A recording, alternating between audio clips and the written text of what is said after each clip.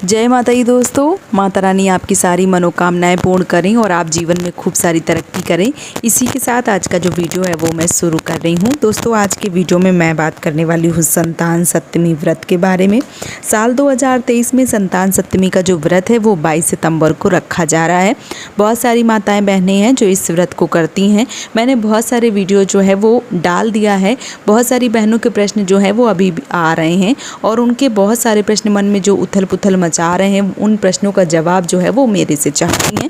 तो मैंने सोचा चलिए एक वीडियो बना के आप सबके सवालों का जवाब जो है वो दे दिया जाए।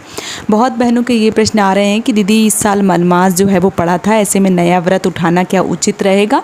तो बिल्कुल उचित रहेगा, कोई दिक्कत नहीं है। देखिए जब मनमास खरमास अधिक मास जब लगता है, जिस महीने में लगता है उस महीने में व्रत नहीं उठाने चाहिए।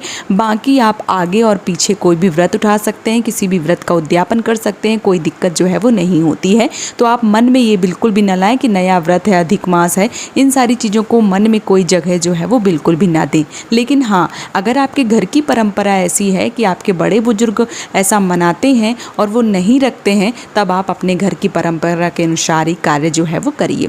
दूसरा जो सवाल है वो ये है कि जो चूड़ी होती है वो हमें कब पहननी चाहिए? तो जो संतान सप्तमी की चूड़ी होती है वो पूजा के बाद पहन ली जाती है। मान लीजिए पूजा हो जाए, उसके तुरंत बाद जब एक तरीके से मैं बताऊं हवन होता है और हवन में चूड़ी जो है वो तपाई जाती है और तपाने के बाद जो चूड़ी है वो धारण कर ली जाती है। कब तक धारण की जाती है? तो अगर आप इसको पहन सकते हैं, मान लीजिए आप कामकाजी स्त्री नहीं हैं, आप बाहर कहीं नहीं जाती हैं, आप घर पे ही रहती हैं, एक हाउस वाइफ हैं, तब आप इस चूड़ी को हमेशा अपने हाथ में धारण कर सकती हैं।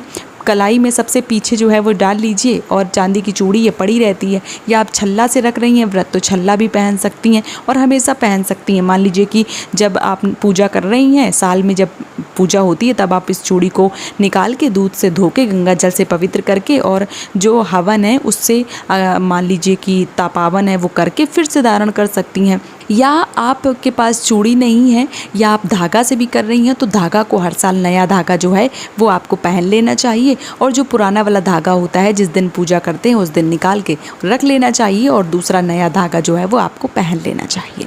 साथ ही साथ बहुत सारी बहनों के ये भी प्रश्न आ रहे हैं कि दीदी पुत्री हैं तो क्या हम व्रत करें? तो बिल्कुल, जो पुत्री है वो भी आपकी संतान है, उनके लिए भी आप इस व्रत को कर सकती हैं। और जिन माताओं बहनों के संतान की प्राप्ति नहीं हो रही है तो उनको ये व्रत अवश्य रूप से करना चाहिए, क्योंकि उनके घर में भी माँ पार्वती और महादेव की कृपा से उनके घर में भी संतान की प्राप्ति अवश्य होगी। इसलिए संतान सप्तमी का जो व्रत है वो आपको अवश्य रूप से रखना चाहिए। साथ ही साथ जिन बहनों के पास बेटियां हैं, जिनके पास पुत्र जो है वो नहीं है, ऐसी बहनें अपने पुत्र की प्राप्ति के लिए संतान सप्तमी व्रत करें। यकीनन आपके घर में भी पुत्र की प्राप्ति जो है वो अवश्य रूप से होगी। साथ ही साथ जो पुए बनते हैं, 7 पुए बनते हैं माता पार्वती के लिए। 7 पुए जो है वो आपके लिए बनते हैं, जो आपको स्वयं खाना होता है।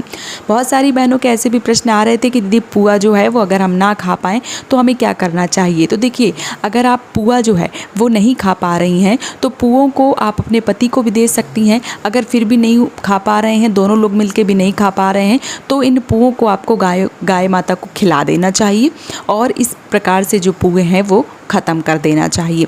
साथ ही साथ पुए जो है वो छोटे छोटे बनाए, 7 पुओं की बात होती है। अगर आप स्वयं खाती हैं तो बहुत ही अच्छा रहता है, लेकिन आपने कई बार बड़े बड़े पुए बना लिए हैं और आपसे नहीं खाए जा रहे हैं, तो आप अपने पति के साथ शेयर कर सकती हैं या आप चाहें तो गाय को खिला सकती हैं। साथ ही साथ जो पुए होते हैं वो कब खाए जाते हैं? तो पुआ जो खाने की एक समय होता है, मान लीजिए पूजा 12 बजे के बाद तो पूजा जो है वो होती है, उसके बाद 1-2 बज जाते हैं पूजा में, उसके बाद ही आपको जो पुए हैं वो खा लेना चाहिए। 5 बजे तक, 6 बजे तक, जब तक सूर्य भगवान रहते हैं तब तक आपको इन पुओं को खा लेना चाहिए। सूर्यास्त के बाद इन पुओं को नहीं खाना चाहिए। एक बार में ही ये जो पुए हैं वो खाए जाते हैं। हर बार बार मुँह जूठा जो है वो नहीं किया जाता है। एक बार ही आप अच्छे से खा लें पुए और अच्छे से कुल्ला वगैरह कर लें और पानी जो है वो पी लें। बार बार इन पुओं को जो है वो ना खाएं। एक बार में अगर आपसे खाए जाते हैं तो खा लें, नहीं तो आप अपने पति को खिला सकती हैं या आप गाय माता को भी दे सकती हैं। इस प्रकार से जो जो पुए हैं वो खाए जाते हैं। साथ ही साथ नई चूड़ी जो है वो नहीं बनवा पा रहे हैं तो क्या करें, तो नई चूड़ी अगर नहीं बनवा पा रहे हैं तो आप धागा से व्रत कर सकते हैं, या चांदी का छल्ला, सोने का छल्ला, सोने की चूड़ी, जिस भी प्रकार से आपकी क्षमता है, जो भी आपका बजट है उस प्रकार से आप बनवा सकते हैं। साथ ही साथ चूड़ी नहीं है तो क्या करना चाहिए, चूड़ी अगर नहीं है तो आपको धागे से व्रत कर लेना चाहिए और जो पूजा है वो पूरी विधिवत तरीके से करना चाहिए। धागे में 7 गांठें लगा के इस व्रत को किया जाता है। तो ये रहे आपके सारे प्रश्नों के जवाब। उम्मीद करती हूँ कि आपको वीडियो पसंद आया होगा। वीडियो पसंद आया है तो चैनल को सब्सक्राइब और वीडियो को लाइक करना बिल्कुल भी ना भूलें। अगर आपको ये वीडियो पसंद आ रहा है, मेरा चैनल पसंद आ रहा है, तो मेरे चैनल को सब्सक्राइब करके मुझे सपोर्ट कीजिए। आज का वीडियो यहीं पे समाप्त कर रही हूँ। दोस्तों, आप सभी माताओं बहनों को संतान सप्तमी व्रत की ढेर सारी शुभकामनाएं। भगवान महादेव की कृपा आपके बच्चों के ऊपर हमेशा बनी रही, यही कामना करती हूँ। और इसी कामना के साथ आज का जो वीडियो है वो मैं समाप्त कर रही हूँ। दोस्तों, जय माता दी।